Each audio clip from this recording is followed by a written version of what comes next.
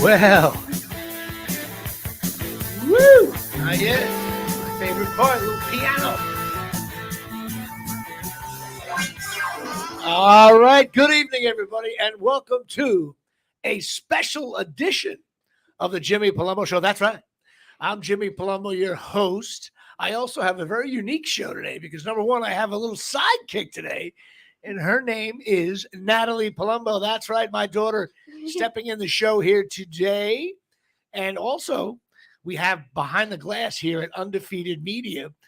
We don't have Doug. Doug has car issues, and he's out fighting with the tow truck guy right now, beating the hell out of him because he didn't arrive at the proper thing, or I don't know what he's doing there. So I have Connor McKeon behind the glass. That's right, my third. It's like my fourth guy behind the glass. Oh, it's a pleasure. And I call Connor Conrad Dobler because I think he looks like a young Conrad Dobler.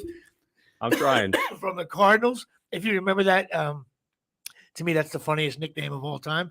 So I got Conrad Dobler behind the glass. I also have yours truly, my partner in crime as always. I have Chris Gucci behind the glass, live from downtown Matawan. That's right. Now, Chris, how we doing today, my friend?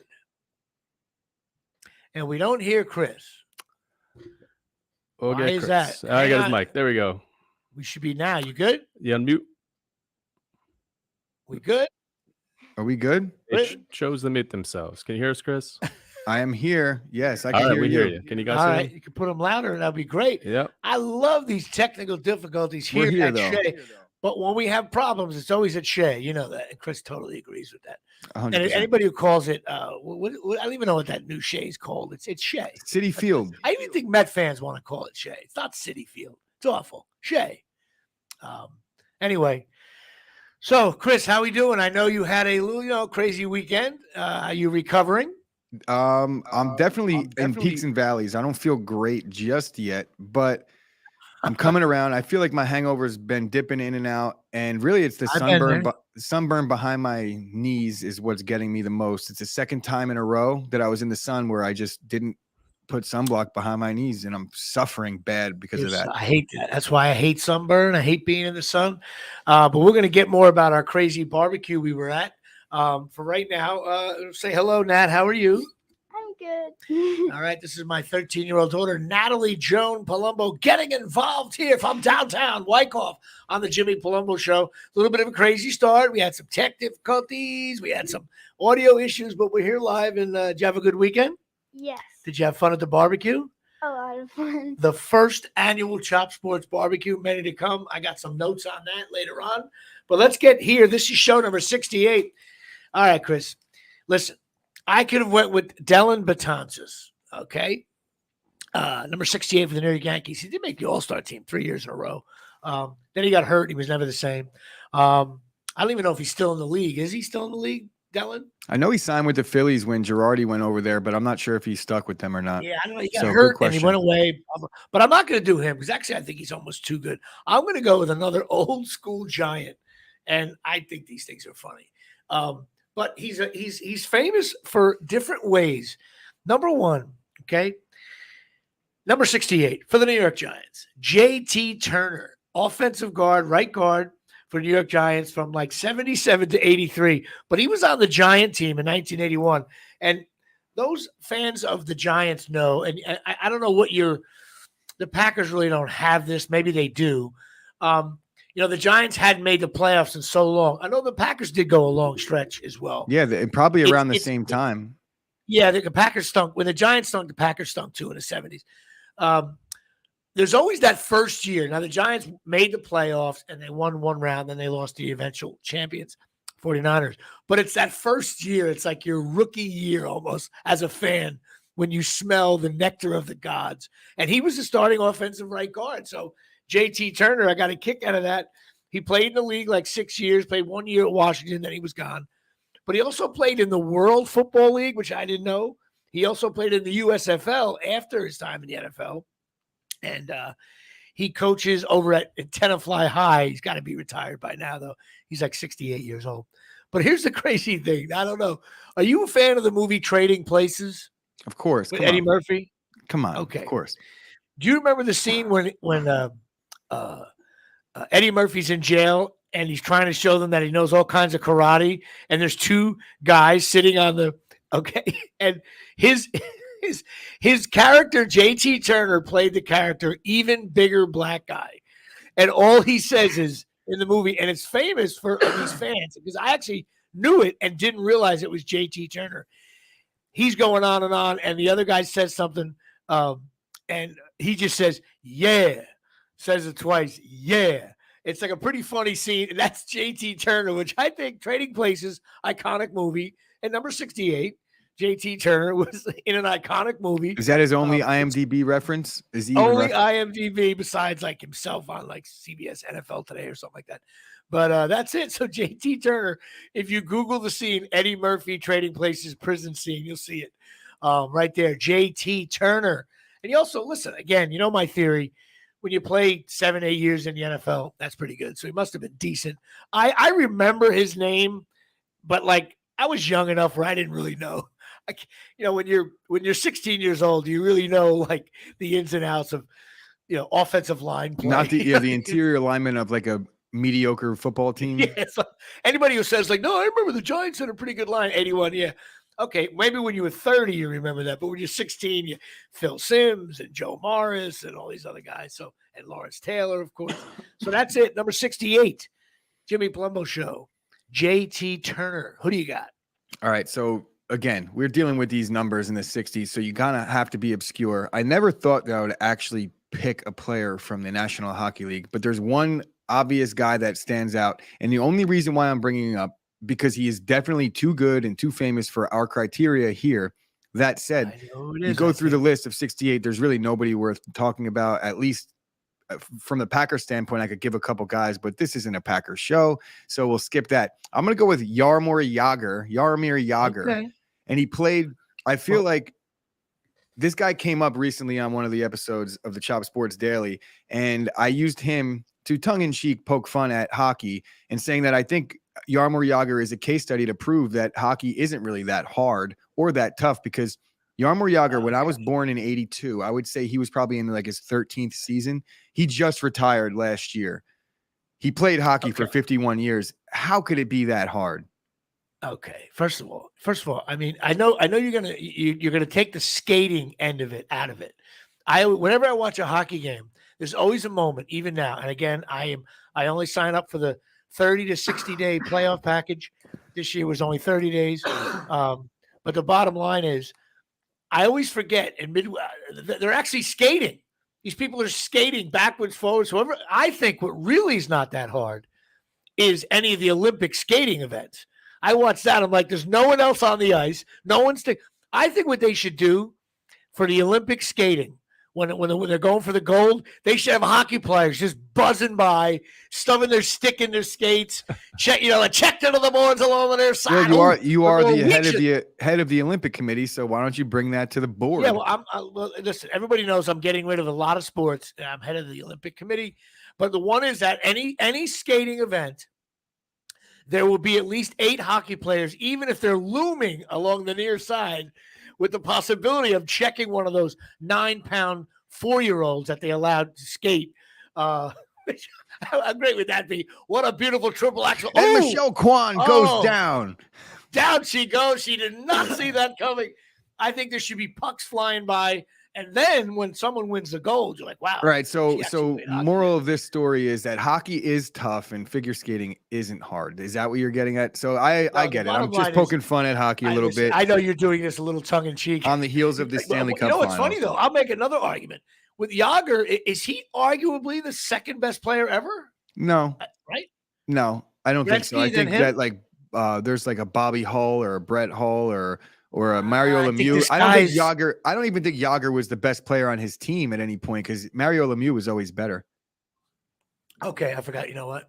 See, again, whenever I'm talking hockey, my fans know that I don't really know what I'm talking about. Yeah, I don't either. But I tell you what, he's definitely in the top 5 of all time. I guarantee. I don't know. I would say when it's all said and done, he did play 51 years, so he has to have some good counting stats. That's just my take. The bottom line is, listen to me. Jagr was certainly not in Trading Places with Eddie Murphy, even though that was his rookie year. And he doesn't say, yeah, the way he does. So that's it. All right. Yarmer Yager, who Chris doesn't like hockey at all. The season's over now. The Colorado Avalanche, they won it all. I know nothing about hockey. Didn't watch a dime of it other than just read the scores. So that's it right there. So we are here, show number 68, on this fast-moving show here. I feel like we're both stuck in the mud on this show.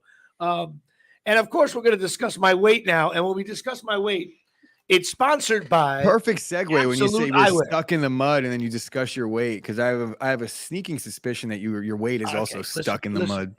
Listen to me. It's clear that I'm in between fights like a heavyweight boxer in the 70s, okay? There's rumor of a big heavyweight fight coming Labor Day weekend, but it has not been announced yet. I refuse to announce any big fight before July 4th. And this Absolute Eyewear fat sequence is sponsored by Absolute Eyewear, 42 Main Street, Woodbridge, New Jersey. 732-326-3937. That's right. Craig and Janine Michaud, who you met, I think, for the first time. Craig was at the BBQ. Family owned. They're opticians. You got to go there. Craig's my right center fielder, and they still play softball, and they didn't invite me. And he was saying he was like 4 for 5 on Sunday morning. And I'm like, that the league you're in must stink, because he didn't do anything for a long time. But he's looking good, though. He looks in good shape. But Craig and Janine were there, but they're full-service opticians, prescription eyewear, prescription sunglasses. They got prescription safety glasses. They got everything over there, contacts, eye exams. You go there, you don't feel like a jerk-off. That's what I'm trying to say there. They also got Ray-Ban, Coach, Ralph Lauren, Jimmy Choo, Silhouette, Michael Kors, Vogue, Maui Jim, Costa Del Mar, and now Oakley, otherwise known on this show as Charles Oakley. I think they should call up Charles Oakley and just say, hey, you got old sunglasses laying around. We want to sell your sunglasses. How funny would that be? You have Oakley sunglasses and you have like 4 or 5 random Charles Oakley sunglasses for sale. I think that would make a very funny. I got to talk to Chris. I'll get in touch with Oakley. I did an interview with him once. How funny would that be? And we have Oakley sunglasses, but if you're a big Knick fan, you can just buy a pair of Charles Oakley sunglasses. They got everything over there, $100 off a complete pair when you mention this show, but it's got to be a complete pair. They're open 5 days a week. They're closed on Wednesday. Now, Chris, why are they open on Thursdays? It used to be softball, but now it's Sunday mornings, and you got left out. Yeah, but that don't count. I know. He doesn't play for me, and I'm not dead yet with softball yet. So why are they closed? Why are they closed Wednesdays? That's softball night. Why are they closed Sundays? That's football Sunday. And there you go. Or occasional Chop Sports Barbecue. Occasional. That might be the new thing there. They're open. Listen, they're great people. Go there. They take care of everybody. 732-326-EYES or 732-326-3937. Craig and Janine, Absolute Eyewear getting involved. Now, I must do a thing. I'm wearing my hat. I'm wearing the Yankee away jersey, and it's with, I got to just turn around here. I'm doing this for my buddy Eric Casal. It's my Reggie jersey. He busted my chops last week. Where's your Reggie shirt? I'm like, you know what? I'm going to wear it next week. I will tell you this. Okay. We got to discuss my weight. Now, I had a rough week, but I played some pickleball. It was a little warm. When it gets warmer, I tend to lose a little water weight at least. I didn't eat too bad at the barbecue, although the one moment where I'm eating my hamburger and a hot dog, you guys caught me doing that. But I was at 199 last week. He was alternate. Just to paint the picture, ladies and gentlemen, he had a hamburger in one hand and a hot dog in the other with a big plate of beans, and he was smearing the hot dog and the beans, taking a bite, and smearing the hamburger and the beans, taking a bite. It was one of these scenes from a horror movie. No, I'm just joking. Okay, first of all, I'm allowed to have one day off my diet. I came in at 199 last week. I came in at 199.2, which is under the 200, which is the contract of my in-between fight. We can't go over 200. I didn't have a great week. Good job. But my daughter, Nat, do you think I look fat? I always say you don't, and then you say you do, and I don't like it. All right, she doesn't like me when I say I look fat. So there you go, Chris, you fat bastard. You look great, bro. What? Right. You look great, I- Jimmy. You look great. And Natalie, don't worry. I could take a punch. Me and your father have this ongoing thing. It's okay. Well, I'm She likes you. more than capable. She likes you, Chris. And I did don't want to worry. thank you for all of your hard work that you put in yesterday with the nieces and the nephews and all the you're hired Yes. going forward. We're at the gonna Shop talk Sports about events. the barbecue. I love About that. well, you know what? Listen. Bottom line is, I don't want to talk this weight thing. We're gonna get back into this. I'm gonna announce what weight I'm gonna be for opening day Rutgers football. I'm not there yet. Starting to play pickleball again. Even went to the gym once this week, so I'll be back. I'll start, back in shape. I'm hoping next week again. Then we'll maybe announce something. Maybe around August 1st, I'll make an announcement. Give me 4 weeks. So that's it. 199.2. So I gained 0.2 pounds and even ate a little something this morning. So technically I'm right there, Chris. I didn't, but let's talk about our barbecue. The first annual Chop Sports Barbecue held at Merrill Park in downtown Colonia. I haven't been to Merrill Park since like 1983. It's all different now. I guess it's nicer.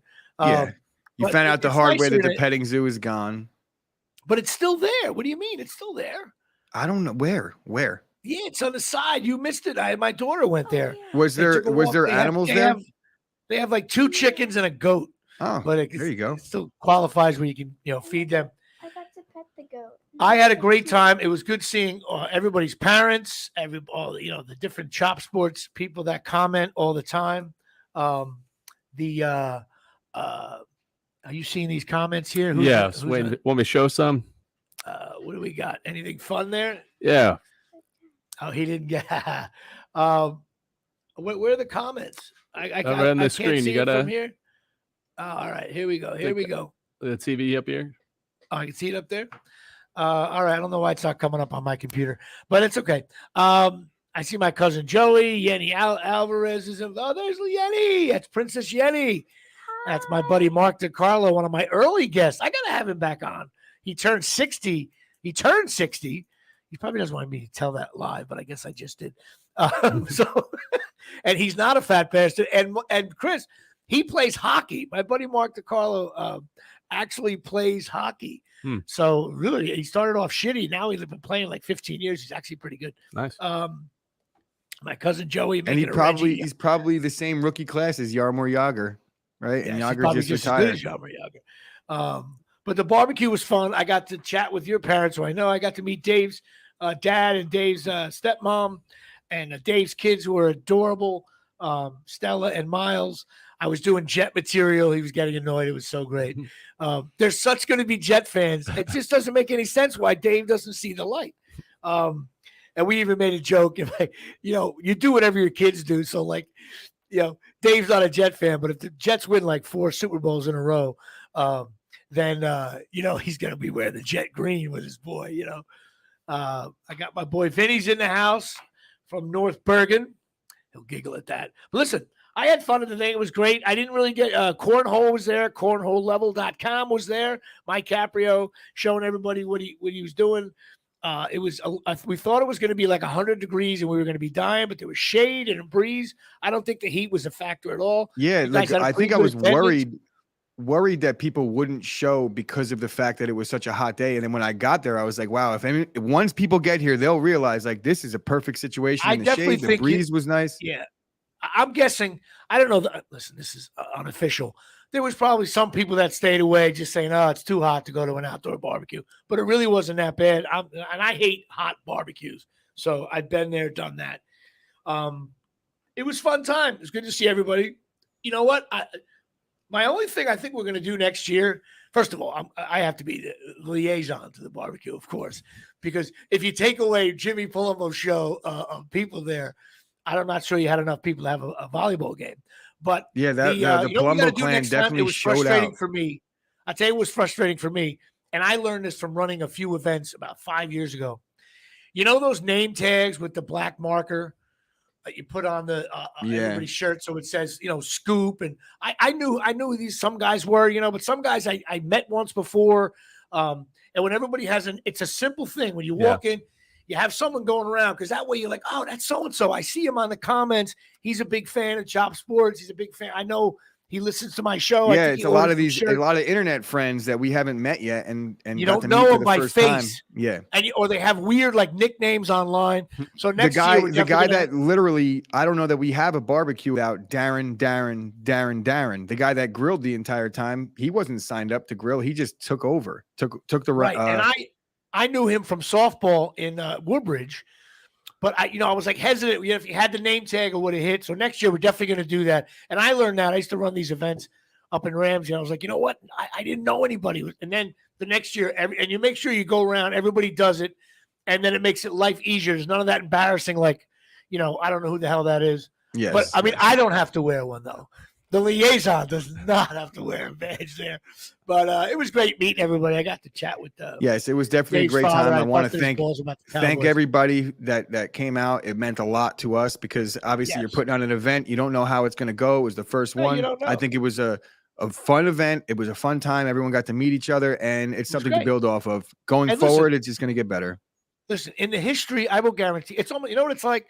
It's like the first Super Bowl when you watch. There was a documentary on Super Bowl, and the first Super Bowl game looked like it was like a Rutgers Lehigh game. It was so not as big. It didn't even. I don't even think it aired. There's something really. It was funny like there was some weirdness to it. Yeah, it didn't air live. It was like people were like, oh, there's some game on that the AFL's playing. It was like so not what you think, now. And of course the Packers were actually on their way down. They were actually much better. Like they were at the end of their rainbow. Yeah, like that was the end of the dynasty. They won like 5 and 7 years. All the people think, oh yeah, Packers won the first 2 bowls. I'm like, yeah, but they were pretty good 12 years before that. And the Giants were the opposite. When the Super Bowl started, the Giants had already fell through the roof. And people don't realize the Giants were good for 35 years of all that, but no one gives them any credit. But anytime you have the first annuals, another thing I think we should do next year at the second annual Chop Sports Barbecue is, we got to do. We got to have someone who's like the cruise coordinator. Like we're going to play cornhole now. Yes. Make up teams. Yes. An intern. I was nervous about that whole aspect of things. We had a tournament plan, but what it came down to is there was a lot of trickle in, trickle out. We didn't get the structure down first, and it was just the day got away. Someone's got to just get up on the table and say, everybody go to the cornhole right now, and you do a really fast thing of teams. Also, I do want to add this. There was a lot of things that we wanted to do that we didn't do because of the rules didn't permit them. And then when we got there, we saw other picnics doing whatever they wanted in terms of bringing their own grill, having amplified music, having a megaphone. Like we could have had a microphone so we could kind of maybe dictate certain things, give a speech. And if a cop came, I would have took care of that. And if a cop came, to be clear, we were sponsored by the Woodbridge PBA. We were in Woodbridge. Yeah, so nothing was going to happen. But I just think it would have been nice to have at least one scheduled thing. And then you go through. But that, you know what? Listen, you didn't know what was going on. It was the first annual. And next year we'll have an intern liaison. I think next year we potentially move it to a Saturday so we get that recovery day on Sunday. That's true. Move it to a Saturday and also have a little kids table. And that way I want to encourage everybody bringing their kids. I know my daughter here hasn't said that much, but totally fell in love with your nieces, nephews, and Dave's kids. It's so cute to see those little Jet fans running around. But how was it playing with Stella? Oh my goodness, it was so much fun. And she was like so cute and so tiny. So like she was adorable. I knew where she was. She is cute. I got to meet Dave's wife for the first time. And I think we've chatted online and stuff, but it was nice to meet those kind of people. And I had, Johnine was there, and Craig. My sister showed up with a shirt that said, "I'm Jimmy's sister," which was pretty cool. That's the name tag. Yeah. So, I was gonna say she's the only one that actually came through with the name tag. You knew who she was. Yeah. So it was cool. People wearing absolute eyewear T-shirts and some Jimmy Palumbo shirts were floating. And my nephew stopped in. He's in from LA. He scooted in. Hey, I think we actually have a cooler. See if somebody's missing a cooler. I think it's from someone in your clan. A small little cooler with another little ice pack inside of it, blue. I will check that out. I'll ask around for sure. So that was it. Good, clean fun. I'll be brief about like sports here. I always say that. That's never the truth. Yankees, listen, 4 games with the Astros. Astros are a really good team. So are the Yankees. And they split. I thought it was a little bit of an interesting split. I think the Yankees got a little lucky in this series, to be quite honest with you. They had to come back a little bit, hit some big home run. I shouldn't say lucky, but maybe slightly. I don't know what the word is. It seems the Astros are just good. I think the Astros they just have the Yankees number, but this was baseball at its best. Very similar to like your Yankees, Red Sox, Mets, Braves. Yeah, there's nothing. You're not going to get a better atmosphere in mid-June. Yeah, every inning, than you every had pitch yesterday. is contested. You're watching it, a 2-0 count versus a 1-1 count, stuff like that, which makes baseball the greatest sport ever. Could we just sign up right now for the ALCS with the Yankees and the Astros? I would love that. Would be great. Just great baseball, back and forth. I love that. I hate the Astros. I love when they hit home runs. I can't stand them. Yeah. I thought I made one of my lousy predictions. I thought Cortez was going to get shelled. I can't stand Altuve because, he's so great. I can't. I was the same way with all the great Red Sox players 20 years ago.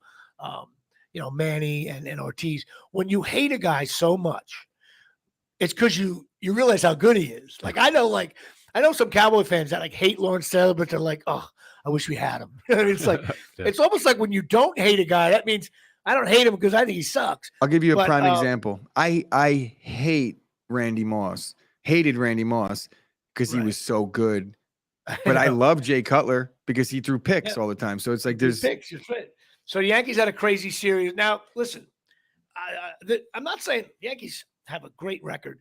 Little chink in the armor, though. I think the Yankees, again, this series was clear. Again, this is where I was right about. All you people out there who say batting averages don't matter, when you say that, here's what happens. You get no hit, and then you go 7 innings of the second game, almost no hit, because these guys just don't make contact. They strike out too much. Their batting averages are lousy, and everybody, listen. I'm not gonna really get on Gallo because that would be not fair. Everybody knows Gallo stinks, and I don't see him playing in. I make a prediction. I'm not so sure. I make a prediction. Gallo doesn't make the playoff roster. How about that? That's how bad he is. But in terms of the guy everybody loves is Rizzo. But before we get to Rizzo, Aaron Judge, man, talk about a guy going to Vegas and biting and betting on yourself. Yeah. He's just been Judge has been incredible. This arbitration thing, which I still understand. The Yankees were at 17 million. He wanted 21.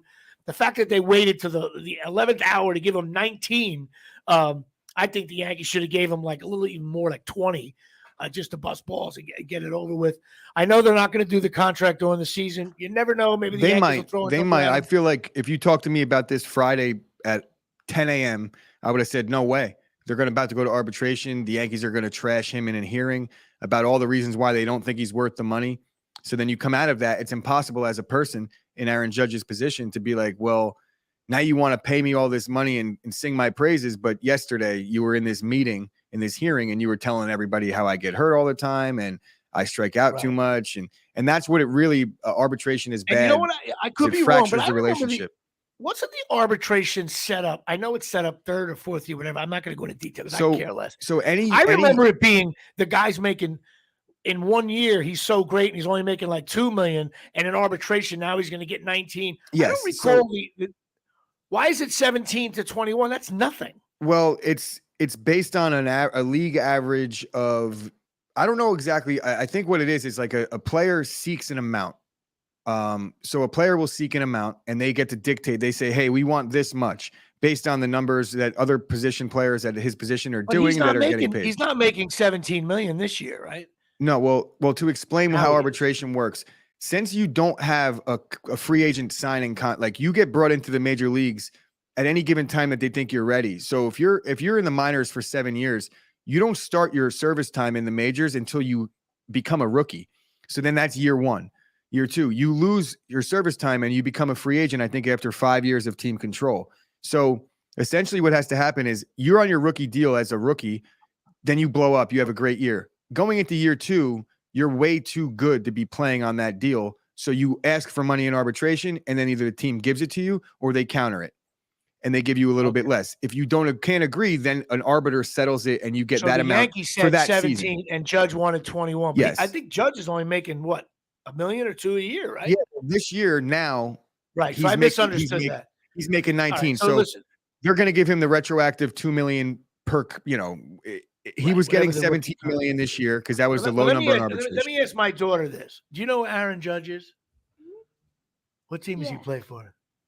The Yankees? Do you know what position he played? That was like Yankees? No, Yankees, but wait, I thought that was like I get it because I feel like you're trying to set her up with a trick question, and she's like, "I think I that's know it." what But I thought. More The fact that importantly, you're do you asking- know who? I thought that they Do you know who Giancarlo Stanton is? I hear you talk about him. I talk about him in my sleep. And most importantly, who's better, Aaron Judge or Johnny Trino? Johnny Turner. Yeah, that's my girl. Blood right there. Johnny Trino. You imagine if Johnny Trino was playing for the Yankees, he would be batting .906. So real quick, just so we could come full circle on this, and this is not a I just want to hear you say it because you have loosely been saying it. You could agree right now that I was 100% right that the Yankees lowballed Aaron Judge and he was smart to bet on himself, right? Like barring a catastrophic injury. Hang on a second. Ready? I'll give you a scenario. Fly ball deep left center field. Judge is out of the wall. Oh, he stumbled at the wall. Hang on here. Hang on. The ball's getting Hicks throws it in. It's a double by some guy named Javier Havahova. And wait a minute. Judge is getting up slowly. Wow. What a turn of events here. What injury do you think has to happen to Aaron Judge right now that it would affect his free agent dollar amount? It's going to be something really bad. Like an ACL, they'll still pay him. Wait a minute, though. He's betting on himself, which is awesome. I give a guy credit for that. It's also June 27th. And, it appears like he's going to get a $500 million deal. But the gamble ends October 1st. And I'm sorry that the Aaron Judge gamble is not over yet. Now, I think if Aaron Judge gets a season-ending injury, but it's something that he'll be back ready for next season, he still gets the contract. You're telling me if he rips up his Achilles or gets a torn ACL, he's getting $500 million. Achilles would be a little bit different. I think Achilles would be a lot more detrimental to his long-term health, but a knee, I don't think the ACL is even an issue anymore. Okay. I feel like saying players are coming back from that better. You're actually the low ball offer. This discussion we have to wait till after the season. Simple as that. But yes, Judge has been a beast, and so is Giancarlo, who got the ball rolling finally. Only because here's the difference. Giancarlo is their hit for average guy. Like I think he should be leading off because he has a better batting average than like 7 of the current Yankees. So when Giancarlo is your contact hitter, there's issues. And one of them is this guy, Rizzo, who everybody loves. So I decided new segment on the Jimmy Palumbo show here live is going to be, how did Rizzo do? Okay. Now, I could be wrong. I can tell you right now, he's batting .221. But, averages don't matter because last Monday, he was 2 for 4 with a home run. Everybody loved him. And then after that, he was 0 for 18, including yesterday. Couple of walks in there. All of a sudden, walks are huge. Like walks are big when you work a walk. And I know he had 2 or 3 at bats where he made the guy throw 18 times. But like as soon as you get but that's what we had Brett Gardner for that. So it's like but listen, the ultimate loser talk. It's like those good at bat. Like how about what I want? Oh, what a terrible at bat! But on the third pitch, he had a frozen rope down the line. I think this guy Rizzo is not that good. Everybody loves him because he seems like a nice guy. He's a good-looking Italian feller. I think he stinks. I'm sticking to it. And so every week I'm going to say he was what was he? 2. So he was 2 for 22 since my last show. Next week we'll do the same thing, new segment. And I'm also going to announce another guy who I think is the most overpaid player in baseball, shortstop for the New York Mets, Lindor. I'm sorry. He sucked last year. He batted .230. He's batting .246. If he was only making $11 million a year, I'd say, okay, good glove. He's exciting to watch. He smiles. He's friendly, OBJ kind of thing. That's great. It was a signing they had to make. He signed a $341 million deal. There's got to be some Met fans out there that agree with me that this guy is just he's not doing that great for the Mets. I don't understand. I like him too. I think he's a flashy player. I know he's got a decent amount of RBIs, but I don't know. I think 246 is. We're talking 340. How many guys make more than $341 million a contract? I would say less than 10. And is he like? He's definitely not top 10 player in baseball. It's not even close. No. Okay, so that contract, I know the Mets had to do it, and I know why they had to do it. But I just don't think he's that worth the 341. But Cohen can afford it, and God bless America. So I'll be keeping an eye on Lindor. I want to talk about the Knicks now because I'm pretty sure my friend Vinny's a Knicks fan. The Knicks. Okay, let me explain. I got to educate people. This is how the American. All right, I'll stop it with Lindor. Vinny's getting mad. But I just don't think he's that good for the Mets. The Knicks thing. Let me explain to the American public why every sport has a draft. This is how it works. Even the American Army, you need to draft people, and then they go fight for you because you don't have that many forces. And then you have a draft, and then you have more forces, and you fight. You beat the enemy. But these leagues have what's called a draft. And what it is, when you suck, you pick the better players. Okay, and when you're good, you pick at the end of the draft. It's a little more harder because you're already very good. Now you got to maybe fill in a piece. You're trying to get maybe a rebounder or someone who in the secondary that can help out in the dime package. But when you stink and you have an 11th pick in the draft, you're trying to take a player and you add them to the roster, and then they play over the guy who stinks. So then what happens is one of these years you got to get lucky because there's a lot of Hall of Famers that were not picked in the top 7. So the Knicks have been these draft picks, and all of them are not that good except maybe R.J. Barrett, who might be pretty good. But the Knicks on draft night, they were trading players, and next thing you know, they're like, we have 22 picks between now and 2048. But none of them are lottery picks. They're all conditional. There's no players on the roster. It's the same roster. And we're getting ready for Jalen Brunson, who, I'd rather have Lindor as point guard at this point. And that's a funny joke. And I don't understand what the Knicks did to their fan base was the most uncool move to get motivated. I guess they're sold out, and the Knicks are the most valuable franchise in the world besides the Cowboys and Yankees. That blows me away. And they stink, and they're going to stink next year. I don't understand any of this. Am I almost hitting your face? Is that what? That's it. Natalie's mom chiming in there. But I just don't understand. What are your thoughts on what the Knicks? You're not a Knicks fan. No, but I could talk about it because since I'm not a Knicks fan, I could look at it maybe with a different point of view, and I still agree with you. I feel like the idea is they had a chance to get one of two guys that they did end up drafting and trading away. They were involved in potentially moving up and getting the 5th pick, or even the 4th pick at that, and picking a guy, Ivy. But they did none of that. They got their fan base on the edge of their seat. Everyone tuned in to see what kind of improvements they're going to make. And pretty much they gave up a 1st rounder to get no guarantee to any pick because we don't know what the Knicks are going to get. A lot of their picks are protected. They could get pushed back a season and then maybe even 2 or even Chris, 3 seasons. This is you follow sports, right? Yes. Except for the NHL. And you like you're aware of this. But what about the average Joe sitting on a couch? It's a brutal situation. It wasn't just, I don't mind if the Knicks said, we're going to trade all our picks for all the picks next year, something like that. This was like 3-4 teams. Yeah, they mortgaged a lot, and they did a lot of things to have a chance at a player. Now, the Knicks have been left at the altar in free agency more than any big major franchise that plays in New York at that.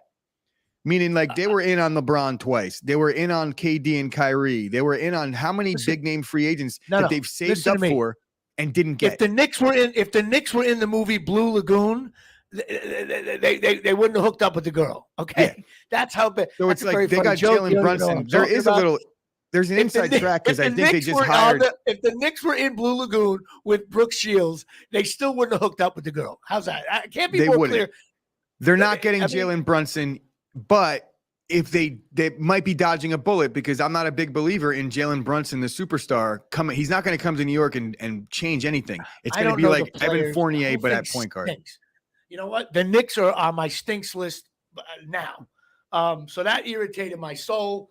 I just think we need to go back to basic sports. You draft players to replace the ones who stink. That's you know what it should be? It should be called, instead of the NBA draft, it should be called the NBA stinky replacement player thing. Yeah, that's what it should be. And they got rid of the Kemba Walker contract, which is the only real win. Now here's another thing. But he wasn't getting paid anything. He wasn't good enough to play in the NBA for the Knicks, who stink. Yeah. And then they made a big deal. We got rid of him. He stinks. He ain't going to play. They got rid of him, and then the next team, I think Detroit bought him out. So he's now a free agent. He's a free agent. The Knicks are going to re-sign Kemba. Look, when we're talking about $8 million a year in the NBA is nothing. It's like that's nothing. It's the most team-friendly contract you could have. You know what? I didn't want to talk about.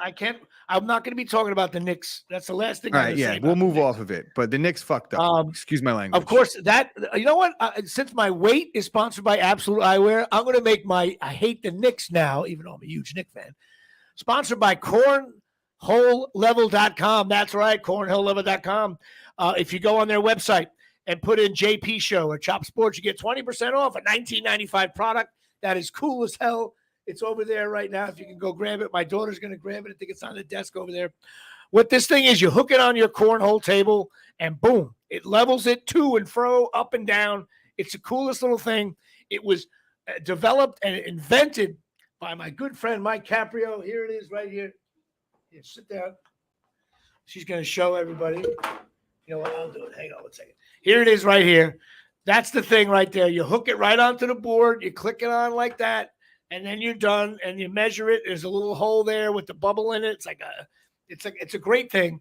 So please go to cornholelevel.com. No more getting your level out. And he's making deals with a bunch of people. These things are selling like hotcakes. I think it's awesome. And first of all, if you show up at a barbecue with a cornhole level, it gives you at least 20 minutes of ball breaking. Now, the unique thing is, now I actually use Absolute Eyewear, and I use cornholelevel.com. But the sport of cornhole is, I think it should be called the 45-minute sport. Because what it is if you play for 45 minutes, you're as good as anyone at the barbecue. And if I played for a week, ESPN would be covering my show live. All you're doing is throwing a little beanbag into a thing. But if you don't have the proper leveled cornhole board, you got to go to cornholelevel.com. I'm sad I didn't get a chance to play against Mike Caprio yesterday, but at the second annual, maybe we'll have to do something in the fall. What do you think? Yeah, we were talking about that. Maybe trying to figure out something for a football tailgate, maybe a tailgate. Yeah, Rutgers tailgate might actually be the move. Right, we might do something there, and we'll get some cornhole going. But cornholelevel.com, go check it out. $19.95, 20% discount. JP Sports. Let's see.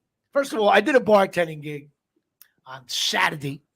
The guy who the daughter got engaged, owns or runs that Razor scooter company. So my buddy Dave, who was working with me, they let him go outside. He had 11 scooters. I'm like, a little weird. What does this older guy have scooters for? But it turns out he's the main. He's been in the business for a long time. So people, and this isn't a plug for Razor, but people are bouncing around. But I learned something about the kids, the youth of America. And Natalie, well, she can hear this. The kids only drink tequila now. Vodka occasionally. It's all tequila. Tequila OJ, tequila club, tequila ginger ale, tequila pineapple, tequila water. This big jug of we went through 9 big jugs of tequila. It was you learn a lesson. You learn about wow, the kids today. It was a hot day. No one drank beer. It was just tequila. Marsha. And so it was pretty funny. But then this guy but I'm thinking to myself, I totally want to buy one of these scooters. So I'm thinking I'm going to call up my friend Tony, who hired me, and be like, hey, can you give me that guy's number? Would it be so wrong if the bartender Jimmy, are you talking about an electric powered scooter? Yeah. I have one. And right in the beginning of the pandemic, I bought one because I got a bunch, You still use it now, or is it you don't use it? No, I don't use it, but it is definitely a hit when I bring them out at like a barbecue or something. It goes like 20 miles an hour. So this is not like your regular, it goes. I spent the good money on it. Right. And I'm totally yeah, man, it's fun. I want to say I'm not going to buy a new one. I can't afford to buy a new one, but I want to be like, I could afford to buy if I wanted to. You could. But you don't have to spend 500. They got them for like 250. Perfect. Now I want to get like a used one, a bad one. I'll just use it and bang it up like that. I think Joey D's got one for sale. Gig. Another thing going on, and this I'll include my lovely daughter, who I think looks beautiful on camera, by the way. She's watching Stranger Things. Now, there's nothing more, listen, my daughter's 13 here. She's watching Stranger Things, but usually she watches shows, and whenever there's a scary moment, she'll be like, Dad, she just want to make sure I'm nearby, But Stranger Things, I don't know anything about it. I said, all right, now you want to watch it? Your friends have. I know it's okay for 13, 14-year-olds to watch it. But I was like, I don't know what's it. Is it going to be blood, guts, and gore? Or is it going to be? And there was definitely some moments where like, it's a little weird stuff going on here. So how are you enjoying Stranger Things? I like it, but then I get like kind of scared, and then I get annoyed like when there's a kid missing. It's like annoying because I want him to be found. She doesn't like when little kids. I don't like that either. The other thing is because I'm an actor. What do I always say to you, Nat? Those are actors.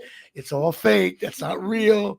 I was trying, explaining to her what a jump cut was and stuff like that. But she's watching this show, and I tell you, there's a bunch of good actors in it. I'll end up watching the whole thing, I'm sure. So I'm also another thing they do really well, and whoever invented this show. Now I know the show's been on a while, so if I sound like I'm a jackass, that's fine. The bottom line is, I love when a show says, okay, you can make a TV show like on Disney Channel for like 11-year-olds, and then you can make a show that's R-rated. This show is right down that line, a little bit like Cobra Kai, in that they kind of make it for older people. Like they push the envelope, but just enough. But just enough where my daughter can watch it. There's a couple of references here and there that, are not the best, but I'll explain why Cobra Kai. It's an adult show. It really is an adult show. Cobra Kai is a good comparison in that, like, Karate Kid was from a whole different generation. So the youth at the time is now adults. So it works because we know the backstory. This same kind of deal. It's the shoots and ladders, and it's like the old horror movie kind of stuff. So I'm not a fan of Stranger Things because I am just when I say like I do not like to be scared at all watching TV. Like I don't want to be like, I admit it, and people make fun of me all the time. But I think it's funny, just like I have enough things to stress about. I do not need to worry about walking down in my basement at night. I wonder if we, and that's what that does to me. It's a great marketing strategy to do those in between shows because you really get the middle school to high school kids to buy in, and then you get some fat slob sitting on a couch to buy in. Maybe we got to do Beer League that way, but I don't think Beer League is going to be PG-13 if we ever do another one. Okay. Are you gonna do a new Beer League thing? Well, I will never say no to that. I will tease the audience a little bit. There is something in the works. Matter of fact, Conrad Dobler behind the glass here there's something in the works. That's all we're going to say. That's all we're going to say. But it's we're teasing it. Is it a Beer League movie too, like in the theaters? No, it won't be that. And that's because we got to get Artie. We'll get Artie back, and then we'll see. But we are working on something that I think you guys are going to get a kick out of. And we'll talk more about that very soon. So excellent teaser there, Nat. I wasn't ready to discuss that, but since you brought it up. What else? I'm also watching that show, Irma Vep. Are you watching that? It's a cool show. Irma Vep. Could you elaborate? What's it on? It's about an actress on a TV show, and it's got a little bit of that super, you don't know what's going on stuff. It's really cool. I would recommend it. I think it's interesting. I'm also reading a book. Are you a fan of The Godfather? It's hard to say I'm not a fan of The Godfather because it's one of those movies that you can't not be. But I was never I never really got deep into this. I'm more of a even though listen, I love the movie. Don't get me wrong. It's one of the greatest movies of all time. But what I really like is I'm more of a when I get into that genre, I'm more of a casino Raging Bull, Goodfellas than I am Godfather. But all three of them, I think The Godfather is the myth about the mafia. I think Goodfellas captured it exactly how it is. I think Casino captured how it, the transition between everything, corporate America and the mob in Vegas and everything. But I love the movie, and whenever it's on, I always get stuck watching it. But there's a book out called Leave the Gun, Take the Cannolis, Leave the Gun, whatever. Leave the gun, take the. I always get that confused. Certainly, the gun gets left behind, and it's all about the making of the movie and the whole Mario Puzo and Francis Ford Coppola and Bob Evans. The kid stays in the picture guy, big producer at Paramount. I didn't realize how shitty Paramount is. Actually, Natalie's grandfather, Pop-Pop, is listening. He probably knows more about this than I do. Paramount was really not doing that great in the early 70s. They were actually ready to get shut down. They were going to put condos there. And a couple of guys took it over, and they did it real well, but they had a lot of money riding on this. Godfather was the #1 book. But the wheeling and dealing on casting, Marlon Brando was not anybody's choice. He had to really reinvent himself. All this different stuff. They finally got the casting arguments were crazy. Al Pacino, I didn't realize Al Pacino was a nobody. And, and even De Niro actually auditioned for a part in that. He ended up getting the bigger one in Godfather 2. But there's all these different things. I was like, wow. Like even Diane Keaton and some of the other the cast members really were only doing theater work, and they also, again, I was too young. I was 5 years old. They did the most unbelievable top 20 open casting of any movie of all time. They literally saw like 2,000 actors. Whoa. And if you were Italian American, you want to get this. You had a shot at it because Francis Ford Coppola wanted new faces. And big battle between the Paramount VIPs. And there's also a show called The Offer that's on. I started watching that, but I'm reading the book. It's always better to read the book. And I'm really enjoying it. I'm up to the point in the book where it's all casted, and now they're shooting. And guess who gets involved now? The real mob, which is so funny to me. Like, hey, I'm looking back on it. It's like, hey, we're going to shoot a movie about the mob called The Godfather right in New York City, and nobody decided that, hey, maybe we should check from Vinny from Queens and Louie and Nick just to make sure. Yeah, let's get some input here, maybe. Yeah, let's find out if they're involved with this, and then he ended up dealing with The Godfather to make The Godfather. So really, The Godfather was more, and I wonder why the romanticism of the mob and The Godfather, which I think is awesome looking back now. But maybe the reason why they make the mob look pretty good is because, Vinny and Louie were outside the set going like, hey, shut your mouth, do it the right way. Like, you know what I mean? You never know. Yeah, take that again. I want to see more. Yeah, they weren't allowed to use the word mafia. And the premier money had to go back to the Italian American Society, Defamation League, is all this stuff. I find the book fascinating. You should check it out. I wish I had the name of the author, but it's called Leave the Gun, Take the Cannolis. It's good stuff. So, but I found that to be very, very interesting about it. Even though if you don't have to be a crazy. It's a book by Mark Seal. Leave the Gun, Take the Cannoli. Name is Mark Seal. Check it out. It's pretty cool. And my mother sent it to me, and I decided to read it, and it's very, very funny. And Dad, there's this. If I do like Stranger Things, there's this place that is a Stranger Thing. The Stranger Thing experience. It's a place you actually go to. I don't know if you could see. Look at that. She's. We're molding the technology. Her sticking her phone up. I don't know. It's very good. All right. She's a big fan of Stranger Things. My friends went there, so maybe we could go. All right. We got a day trip scheduled. We are live. That's scary in person, though. It must be. So we'll go. We'll check it out for sure. I also started my Patreon.com. Look up Jimmy Palumbo. We got $3, a $5, and a $10 thing. Support the show. It's going unbelievably well on Patreon. My sister signed up, and my friend Alex Stetsena. I have 2 Patreon. Now, everybody's going to kill me for this. You're not supposed to talk about how lousy your Patreon thing is. But I think I know why. I think I screwed up the links. People tried to click on it. It didn't go well. I don't know what's going on. Shocker. But I'm doing more TikTok videos. It's all about me. It's all about me. TikTok videos. I did a couple over the weekend with my daughter. They seem to get a few laughs. I actually went into my old shore house I saw that TikTok. down the shore. Did you see that one, Chris? I don't go on TikTok, so you have to share it to Instagram Reels, and then I'll see it. I have to do that. You know what I got to do? I got to hire a social media guy to handle my social media after the guy I just hired, the social media guy. You know what it is? I think I'm putting social media people out of business because once you go with me, you die on the vine. Doug's going to hate me for that, but that's not true. I'm learning myself. I was with my daughters and a friend, and they it's funny. The kids are like better at it. They're lightning at it. They know how to post right. So I wanted to make a few videos just to have some fun. And I know for a fact that getting 1 million views on TikTok does not necessarily mean you make money or you have people come to your podcast. It just makes you more of a footprint, maybe, because of the nature of TikTok. It gives you, it gives you 1 million views on TikTok, which is a feather in your cap, and it gives you something to build off of. So it's not no value in it, but it's a TikTok. it's a stepping stone. TikTok is a lot like the Knicks.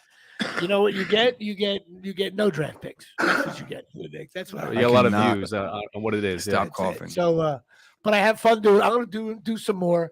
Do you like doing TikTok videos with me? Mm-hmm. Right? You think they were funny? That was fun. I saw the football toss. How did that go? We did, Chris. We were down right when they shot the scene with Jim Brewer in Beer League when he throws the Artie whips the football at Jim Brewer's face. We went to that stand. It's probably the only scene I could maybe show Natalie from Beer League. But we shot something right from the stand there, which is pretty funny. I was going to try to send it to Brewer because I met him a couple times. I'll get to him somehow. But so that's it. You can go to patreon.com and go to tiktok.com and Instagram.com and Jimmy Palumbo and Facebook and YouTube.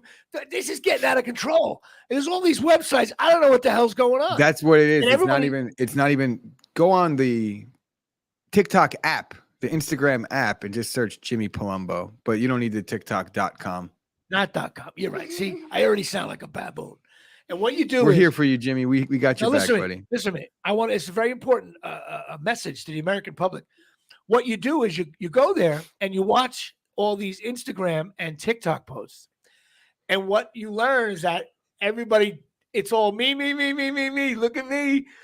I'm making scrambled eggs. Everybody, look at me. I'm a stand-up. I'm funny. I'm going to make a funny video. Look at me. It's all about look at me. Yeah. All you learn about is something ridiculously stupid about someone. Now, I've entered into this arena only because I was forced to, because of this podcast, that it's all, I don't think it's the most, I don't know what the word is. It's like, look at me. Now, these young kids, I hope Natalie doesn't get influenced. It's like vain. There's some vanity attached to it where and ego, and everybody wants to be seen and feel important through the eyes of people that they don't even know. You know what it is? It's like everyone has their own personal ESPN now, and they broadcast, instead of broadcasting the Knicks. I think I think social media is great.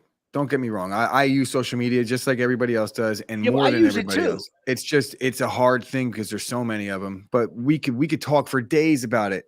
It's just really what it comes down to is you can't really do a business without it. My daughter loves it. She's always got her phone in her face. You know what's funny though? How come every time I see my daughter hanging out with her, she's on her phone the whole time. But then I send her a text, "Hey, bunny, I love you." Nothing. No return back for at least 2 hours. Well, yeah, but sometimes.